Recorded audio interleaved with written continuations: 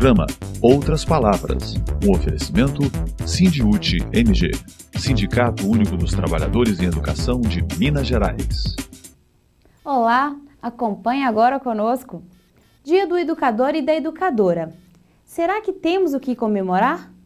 Sindiúti pede mais valorização ao profissional da educação. Quem luta, educa e garante conquistas. Esclareça sua dúvida com o nosso departamento jurídico. As notícias da CNTE de Brasília.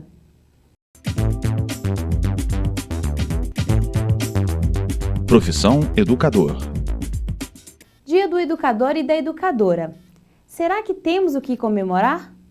Sindiúti pede mais valorização ao profissional da educação.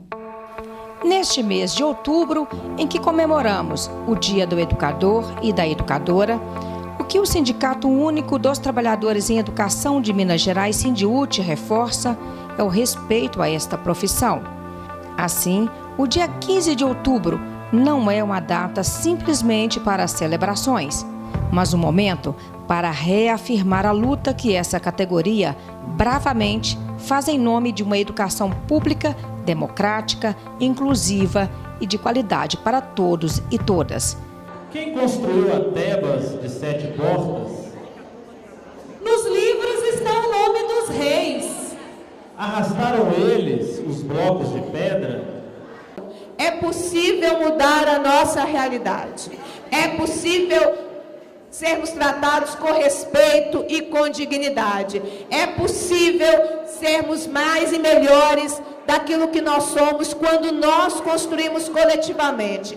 Nenhum indivíduo consegue mudar a sua realidade sozinho. Só muda na coletividade. A meritocracia não serve para nada. Só serve para os patrões continuarem colocando a gente como submissos. Por isso que não é a meritocracia, mas é a coletividade que dá condições de mudar a nossa realidade. E a Babilônia várias vezes destruída? Quem a reconstruiu tantas vezes? Nós somos 8 categorias, né? E com toda a diversidade desses 8 setores da categoria, nós temos que ter um olhar tranquilo e sereno e com muita responsabilidade do que nós representamos. Em que casas de Lima Dourada moravam os construtores? Para onde foram os pedreiros na noite em que a muralha da China ficou pronta?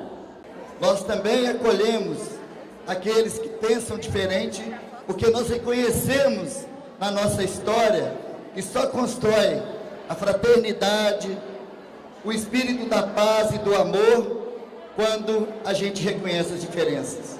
Jamais queremos ser os melhores, mas também não vamos aqui aceitar que nós somos os piores.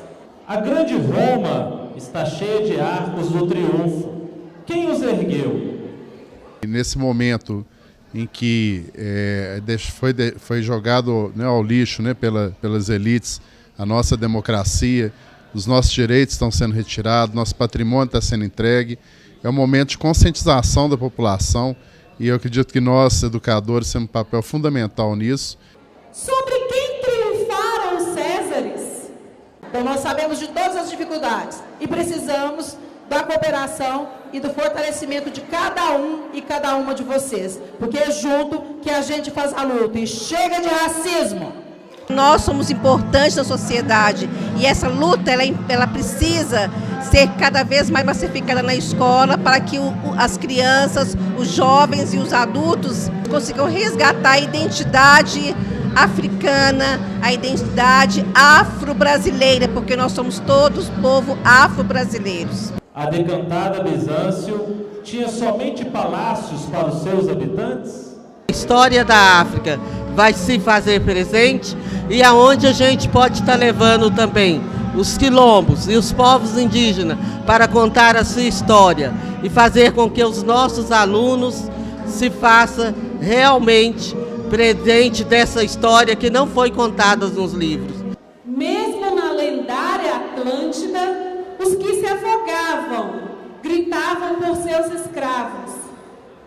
Na noite em que o mar os tragou, não podemos deixar, não podemos perder direitos, não podemos deixar ser enganado por esse governo aí, que é golpista e querendo dar um golpe, tirando a nossa Previdência. Então a palavra-chave é revolução social, política, educacional. O jovem Alexandre conquistou a Índia sozinho? Eu tenho certeza que ninguém saiu daqui como entrou.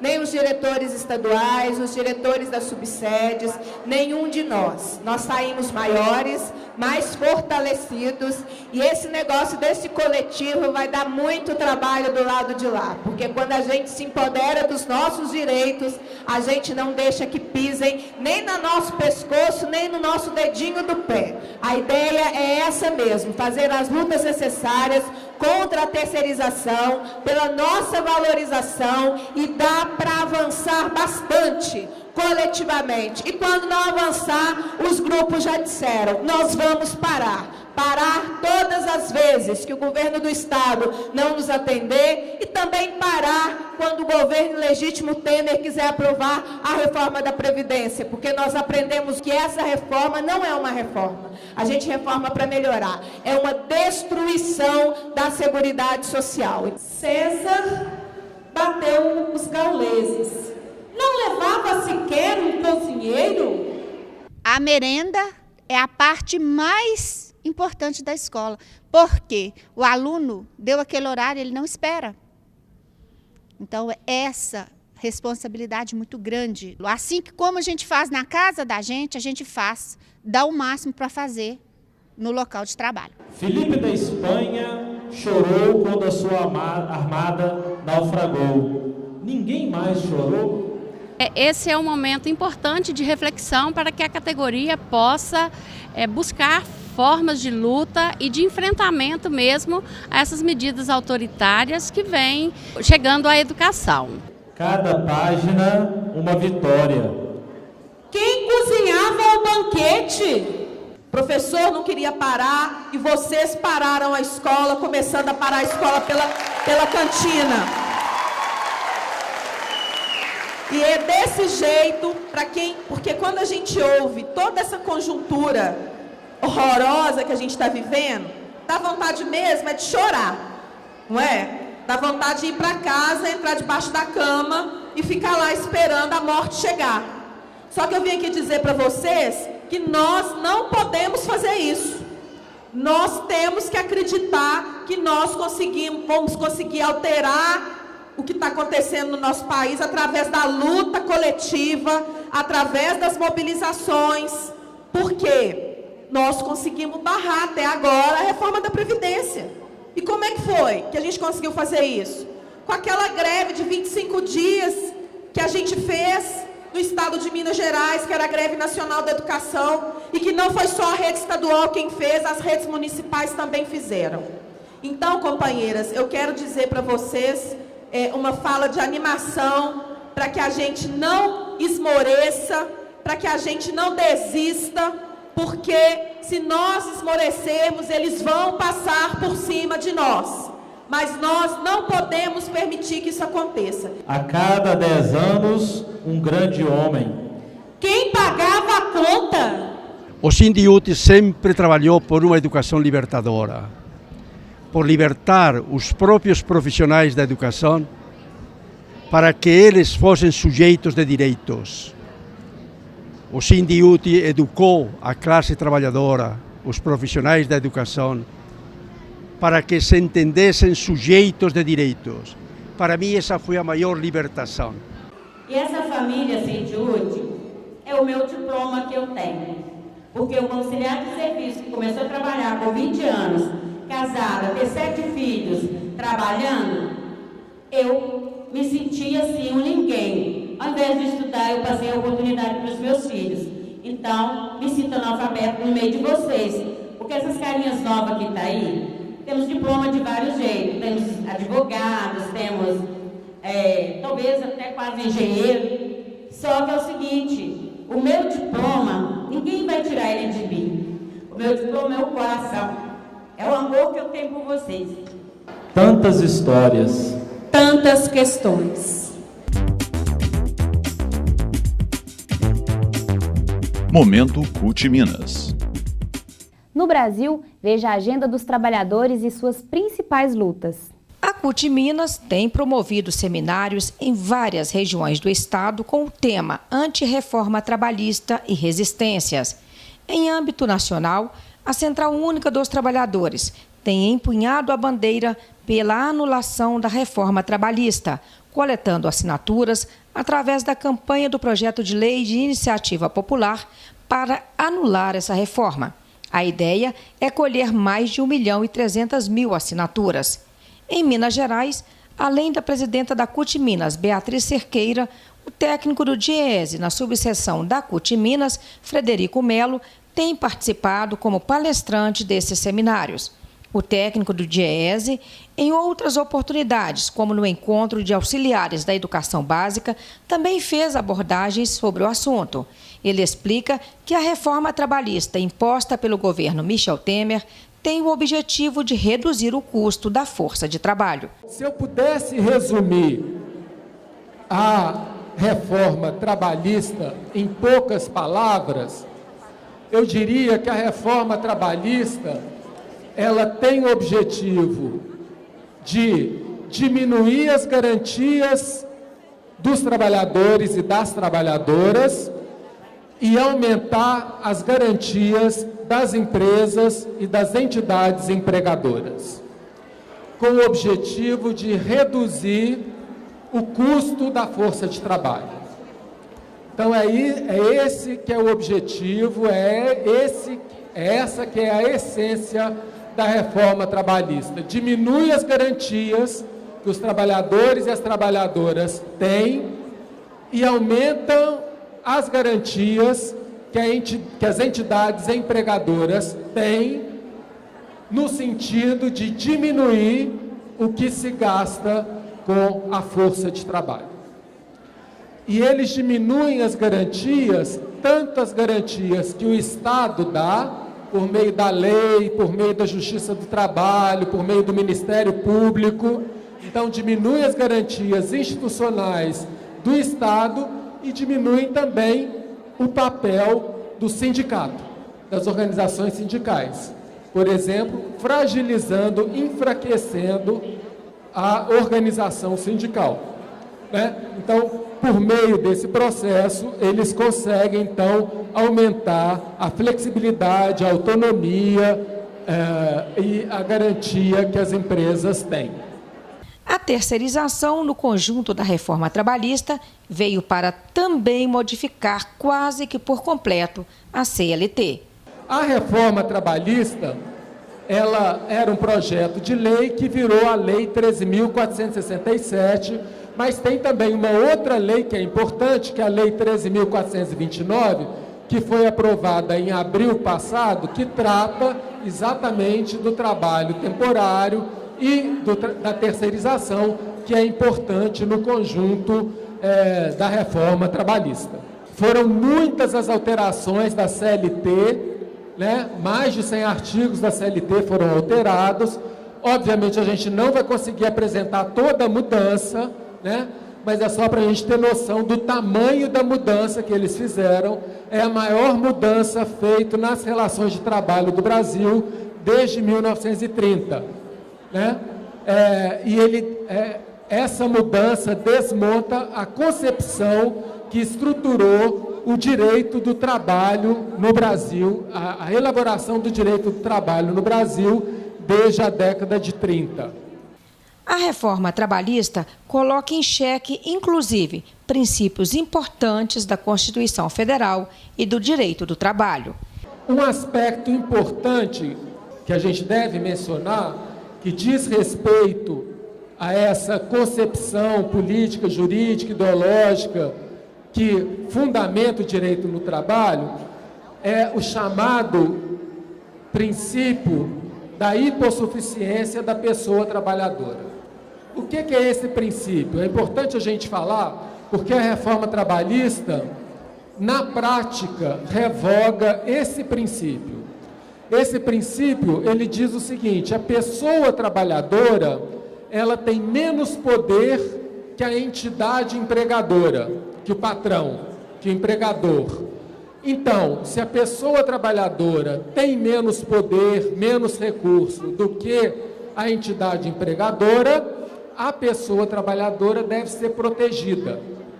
Então, esse princípio, ele orientou, ele fundamentou a construção do direito do trabalho no Brasil. E a reforma trabalhista rebaixa e corrói esse princípio. E o que a reforma trabalhista tem a ver com quem é concursado? Será que essas pessoas também serão atingidas? Diversos setores, diversos segmentos do serviço público já são privatizados. Os setores que são terceirizados, as PPPs, os contratos, né? Tudo isso é forma de privatização do serviço público. E todos os trabalhadores vinculados aos setores terceirizados, às PPPs, OS, e aqueles trabalhadores contratados, eles seguem o que está previsto na CLT. Então, esses segmentos privatizados do serviço público, eles são diretamente afetados pela reforma trabalhista.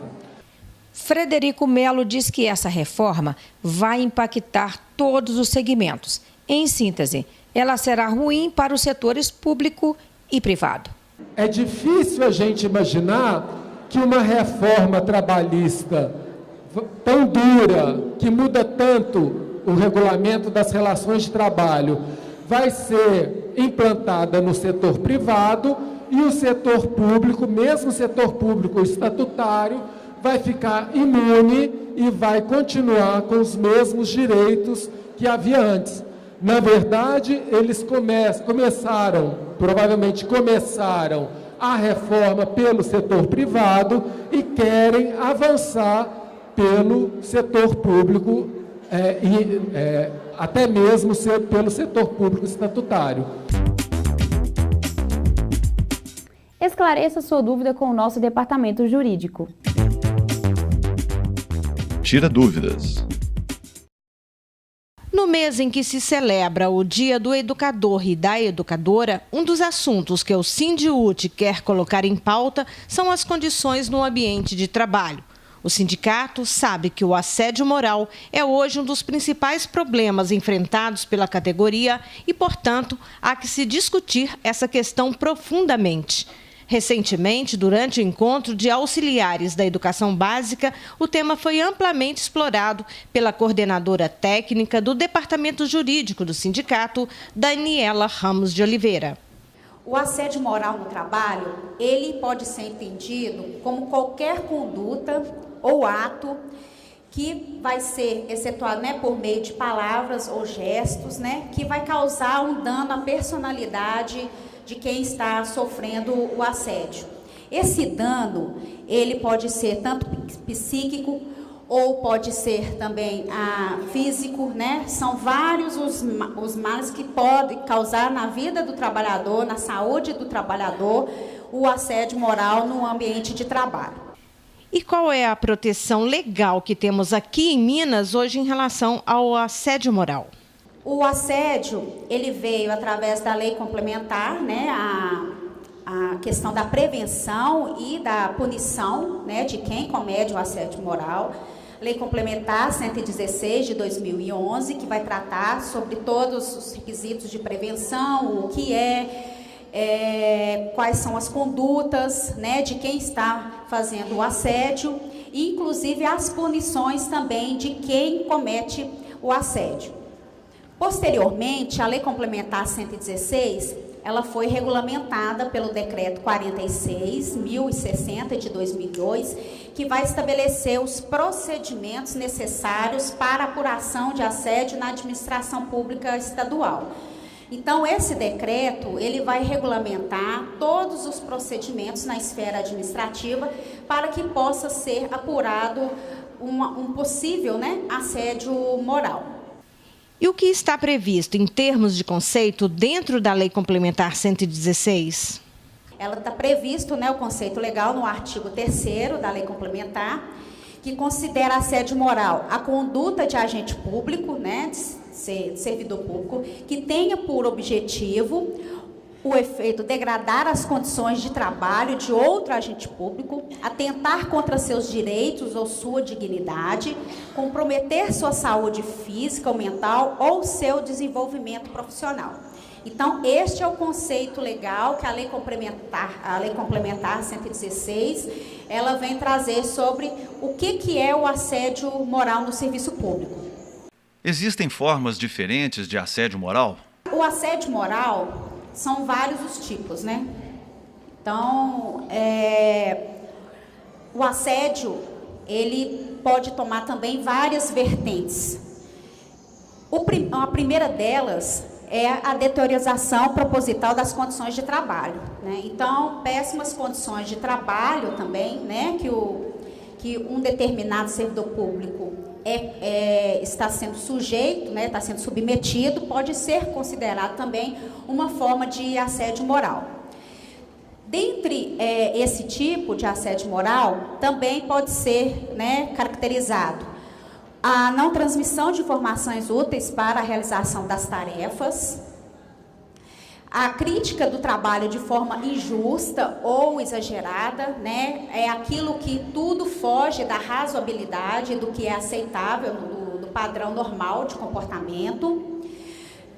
Retirar o trabalho que normalmente lhe compete, né? Então, esses casos de desvio de função, mudança de local de trabalho, mas desde que tenha com o intuito de perseguir, né, determinada pessoa, ela pode ser considerada como também uma das formas de assédio moral no serviço público.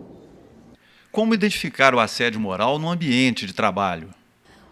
Essas perguntas, elas são importantes para que a pessoa possa ter clareza se ela está sofrendo um assédio ou não, porque na maioria das vezes, dependendo da relação, né, os servidores não conseguem identificar que está sofrendo assédio moral e confundem muito como se fosse crítica normal de trabalho. Em algumas vezes pode ser as críticas normais, né, de um ambiente de trabalho, mas em muitas delas o servidor ele está sofrendo qualquer tipo de assédio e não consegue identificar se seria ou não. Então é importante você identificar isso no seu ambiente de trabalho. Como você pode identificar? Se perguntando: o comportamento é inoportuno ou ofensivo? O comportamento é considerado inaceitável pelos padrões éticos de conduta? O comportamento denegriu, rebaixou ou causou humilhações ou vergonha para a pessoa a quem foi dirigida? O comportamento é prejudicial à saúde ou ao ambiente de trabalho? O comportamento repete-se constantemente há algum tempo? Então, o servidor que tem dúvidas se está sofrendo assédio no seu ambiente de trabalho, é importante que ele faça esses questionamentos. E o mais importante também é que o assédio moral, ele não é só caracterizado como um fato isolado. É muito importante que aquele fato ele venha se repetindo constantemente na vida do servidor para caracterizar o assédio. Então, é importante que o servidor, no seu ambiente de trabalho, faça essas perguntas para ele poder identificar se ele está sendo vítima de assédio ou não no seu ambiente de trabalho. Como identificar o agressor? A maioria dos casos, o agressor está numa posição de liderança, né? Então, geralmente, é a chefia imediata. Enquanto o profissional subordinado, né? Na verdade, o profissional que está sofrendo o assédio, ele ocupa uma posição de subordinação, né? Em relação ao agressor. O que facilita a prática, né? De manipulação e humilhação no ambiente de trabalho. E o assediado, quem é ele?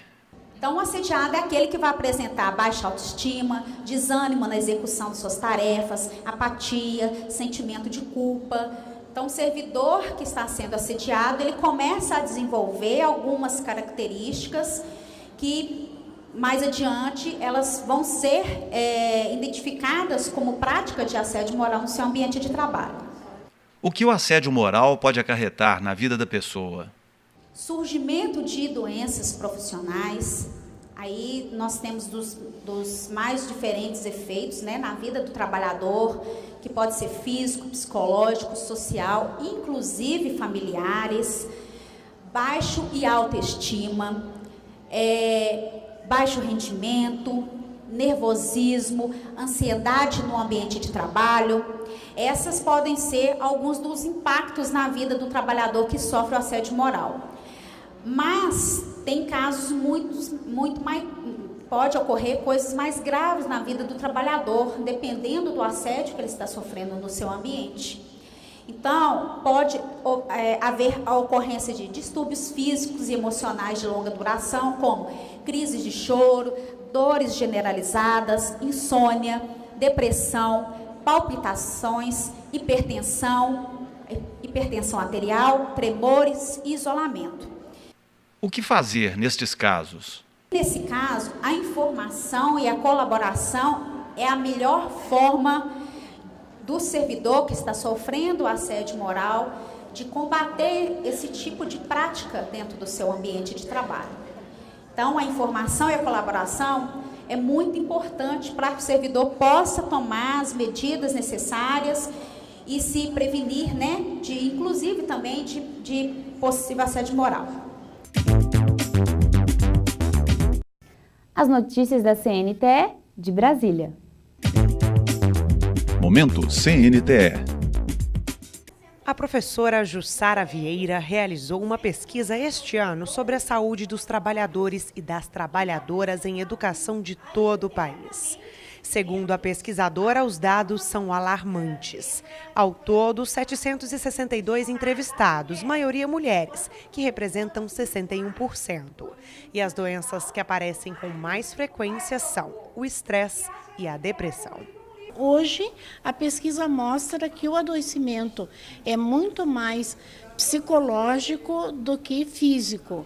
A relação foi de 61 para 39, 61% de mulheres, 39% de homens. Nós estamos numa fase muito difícil para a educação brasileira e também para os profissionais da educação.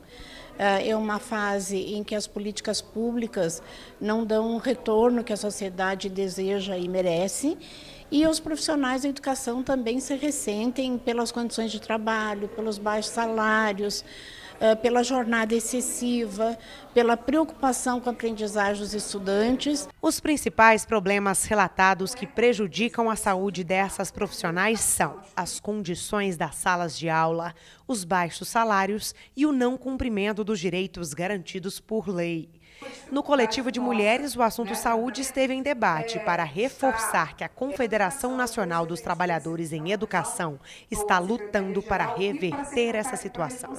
Nosso coletivo de mulheres, nós sempre incentivamos que as mulheres participem de vários espaços fora dos muros do sindicato da escola, como, por exemplo, os conselhos de mulheres, sejam no âmbito municipal, estadual. A CNTE tem assento no Conselho Nacional dos Direitos da Mulher e nós discutimos muito isso, né? A saúde da trabalhadora em educação. Afinal de contas, a gente está falando de trabalhadoras em educação, né? De profissionais que lidam com a formação de milhares de crianças e jovens e adolescentes. Foram 2 dias de seminários, intensas reuniões e discussões que fortaleceram ainda mais a luta da CNTE e das entidades parceiras por uma educação pública e de qualidade.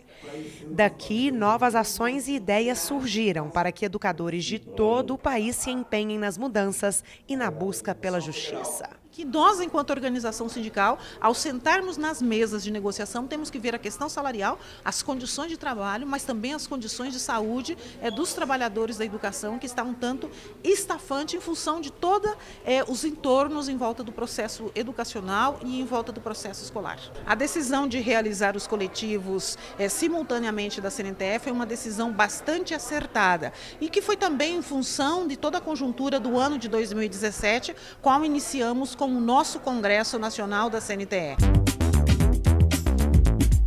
Fique agora com o nosso quadro de humor.